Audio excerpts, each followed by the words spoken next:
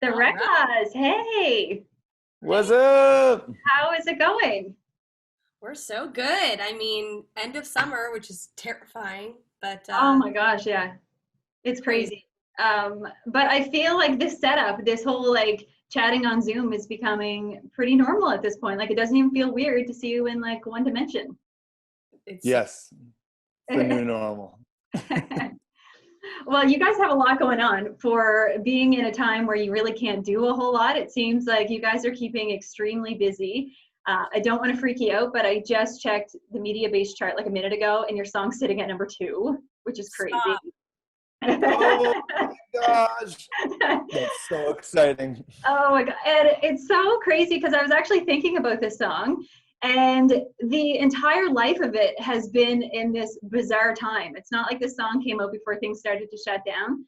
So this entire life of this song has lived during this strange world. And here it is sitting at number 2, and it doesn't look like it's slowing down. So pretty exciting. That's Fingers crazy. crossed. I That's know. so That's insane. like Stu and I said when we put this song up because we weren't gonna put it out because of everything. Lots of people were like, "I'm holding back because I can't go and tour this song. I can't blah blah blah." But we were like, "No, I think this is an important song to put out because every person was brought back to where they're from. They were brought back to their little Yeah. hometown, little houses, and they were brought back with their families and the people that were closest to them, and it just seemed to make sense. So we didn't care. We put it out, and the fact that it's even at number 2 is that's crazy. And it's kind of funny because I think when everything started to shut down, it's kind of like, okay, well, it will be this way for like a month, whatever. Like we still have time, but like good thing that you moved on it because it's not like it got any better, really. Oh, it did not, but whatever. It is what it is. Yeah, and such a perfect song because I remember when it came out too. I think it was actually on a Zoom. Some radio people had you guys on, and we were watching you perform the song. And it was right at the time that terrible shooting in Nova Scotia happened. And I'm from Nova Scotia, and I'm in Ontario right now. And this was the first time in my life that I couldn't just go home, even if I wanted. And then to have something bad happen at home, and then your song came out. And I'm just like bawling on like the Zoom call, but luckily my camera wasn't on because I'm just like, this is so perfect, and I'm so sad. Oh my gosh. Yeah, that's crazy. So that's, I guess that's the power of music. Yeah, seriously. No, this song, like the video itself, because obviously we couldn't film a music video for it, we had to make it out of 36 hours of home footage. It was very emotional for us to watch, and we like actually filmed our parents watching it like without them realizing that we filmed them, and they were both just basket cases the whole time. Oh my gosh, that's so it's hitting sweet. a lot of people. And it's nice Absolutely. because I think it almost forces you into like a different layer of creativity to come up with concepts like that for a video, which, probably wasn't your first thought, but looking at it now, like, could you imagine anything better? No, it was perfect. It's Yeah. just And then during all this time too, you nabbed a number 1 with Dean Brody for Can't Help Myself, which is like polar opposite of the scale of emotional songs. This is like Yes. not emotional at all. drink and party song. But what was that like to collaborate with Dean? Because I know even myself, I think we're all around the same age. Like it feels like Dean has been on the scene forever, even though somehow he's still our age. Yeah. But to be able to collaborate with him, get a number 1, and just have like this party anthem that I think will just last forever. Crazy. So awesome. He's just himself through and through. Like if you like see him in interviews or meet him in person, stuff like that, he is just actually Dean Brody to the core in every way. He's the nicest guy you'll ever meet, and that's why. Because this song, if it was sung by somebody who was a bit too into themselves, would be not as believable. But he is just like, he was the perfect guy for it. And going on the road with him in the fall, this past fall, was so awesome, and we got really tight with him. And I think that's kind of what the song stemmed from, that, and our relationship and friendship grew from that as well. So we were very, very blessed that we got to that opportunity in the fall to be able to do these kind of things with him. Well, and it's cool too, because I think not only do you just kind of get to collaborate with somebody, but like you said, you become friends, you get a mentor out of it, and it's like a lasting relationship where I think a lot of times people are paired up and they're not even in the same studio, they barely even talk, and they're on a track. But this actually seems like it was a song, but also the start of a pretty fun friendship. Yeah. I mean, exactly. We became a part of each other's bubbles, which is like awesome. And we were able to like shoot stuff with him, and now he like texts us all the time, like the funniest stuff. That guy is hilarious. And to So think funny. like if you told us 3 years ago that Dean Brody would be texting you jokes, we'd be like, no, that's not happening. Yeah. And it's just crazy. It's funny because when I was setting this up, I didn't realize until after it was too late to change, but like product placement, his beer is up there on the filing cabinet. The Hucklejack. That's good stuff. So we'll have That's to really send good. this to him and then see if we get a check in return for that product. Yeah, or just Absolutely. get sent a bunch of beers. That's it. Ask for that. So you guys just did a couple of drive-in concerts. What was that like? It was good. I mean, it was different. Yeah. But we were just happy to be on stage and to see people and to feel that energy again, because we thrive off that. I mean, we had this whole summer booked of shows and they were all gone. And we're like, there's no way we're playing a show this summer. And then we did. So we were just so thankful. We were on stage like trying not to cry because it was just like, oh my gosh. We were literally treating these shows as if like, this could be it. So let's just have the best time we could ever have. Yeah. And was it a drive-in where people are like in their vehicle, or were a lot of people like, could you actually physically see faces? Some people like if you had a pickup truck, you could back in, and so they all sat in the back of their trucks. But most of them were like in their cars, but like hanging out the windows like, with Reklaws shirts and stuff. So it was cool. It was a different experience compared to a standard concert, but Yeah. we got to go on stage, we got to play our songs, and people sang back to us. So that was all we could ask for in this time. And it's like, it's something obviously you never wish to be in this situation, but what a cool experience.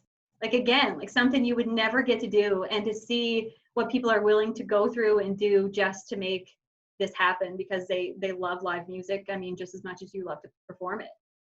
Yeah, exactly. I mean, country fans are the best because they show up and they show up with their pickup trucks and put out lawn chairs, and that's the best. Like we were talking to some of our pop friends that were like, I don't know if my fans would do that. And I was like, well, ours would. And they love it. And I think like that's the beauty, I think, of country fans, is that we can make something out of nothing anywhere, anytime. Yeah, exactly. Love that. We're just so proud to be part of it. Yeah. So you guys are up for a boatload of CCMA nominations. I was just looking at the list here. Crazy year for you guys. Like so crazy. And I feel like we say this like basically every year since you started. It just seems like the Reklaws are just on top of everything. You're up for Songwriter of the Year for I Do Too, Group or Duo of the Year, TD Entertainer of the Year, Fans Choice. When I look at this, I would have to think the Fans Choice nomination is pretty special. Yeah, that's what we said. It was just to see our names up there with those other names that we've been following and going to see for years is crazy. And then to think that the fans are the ones that get to control that. I mean, we just spoke about it. They're the best. Like, yeah. I mean, I don't know. They just get it, and we're just honored to be on that list. It's nuts. Any list, really. So what kind of happens from here? Do you see like a clear path to your next move, or are you just going to try to soak up some of this and maybe take a bit of a rest period? I'm assuming not, though. The rest period was about the first 2 months, and I was like, this is great. No flights, no anything. And then like 3 months in, I was like, this is no flights. This is not anything going on. We're not doing anything. We actually recorded an album in Toronto in my living room from like this, in this corner booth that we built out of nothing. And we didn't know if it was going to work out well. And we like zoomed in our producer from Nashville, and we were so excited about it. We were nervous about it starting out because we've never done anything like that. But that was kind of our summer project, and it turned out so great.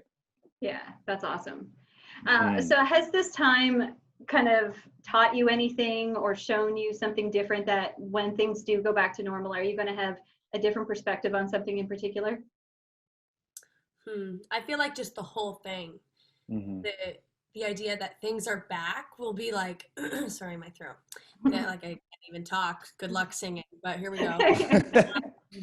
When things are just back, I mean, that will be the part where it's like, wow, we took that for granted, and now I'm never going to complain one time when I have to be up at 5 a.m. to catch a flight because we're going to play a show out west. It's like, no. We just have to appreciate every second we get. And then also the opposite of like, I as much as this time off was like scary, it also made me like stop and check in with myself and be like, where are you at? And do you like to do this? And what will make you happier while you do it? And I mean, it made me realize that I do really like to do it and I need it in my life. But Yeah. take a Well, second. you get so caught up in things that you just live it. You don't really think about it. You go through all of the stages of, like you said, like, oh, I don't want to get up and do this, or I feel obligated to do this. But then when that hint of this could all be taken away comes in, you're just kind of like, I love it. Yeah, seriously. Like we're already so excited to like go back and actually play for like a crowd, big packed crowd of thousands of people. I can't even imagine what the actual crowd, like the people in the crowd, are going to be like when they get back to the concert. So I think it's just like pent up energy that is all going to eventually be exposed, but we don't know exactly the date yet when that's going to happen. And when it will be exposed will be the funnest time. Like think about all the energy that's building up in these country fans of like, I need to go to a concert and have the best time ever. And when they get the okay, I mean, it might be dangerous. They should hire more security. Yeah, it's going to be crazy.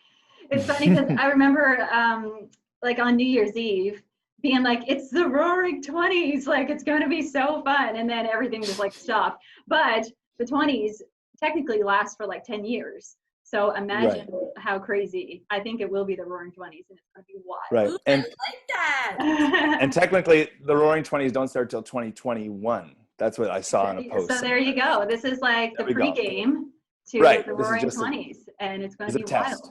Yeah. On your sleep, go to bed early because it's gonna be nuts. Yeah, no, for sure. Well, I'm so happy that you guys are able to take a few minutes to chat with us. Always nice to check in, like I said, even if it is just like one-dimensional or two-dimensional, whatever you call it, like a flat screen. But it's been awesome to watch you guys just keep so busy and stay so connected to your fans, and you know, make the most of what we're given right now, and to see your song do so well, and to know that this is just the start of the Roaring 20s for the Reklaws. Yes, I love that. Fingers crossed. Thank you. Thank you for playing our songs and being supportive. Like we can't do any of this or can't dream the way we want to dream without you guys. So thank you so much. We love you. Well, I won't take all the time because I know you're making your rounds today. So have a great one and enjoy. Okay. Same to you. Great to see you. You too. Pete Thompson.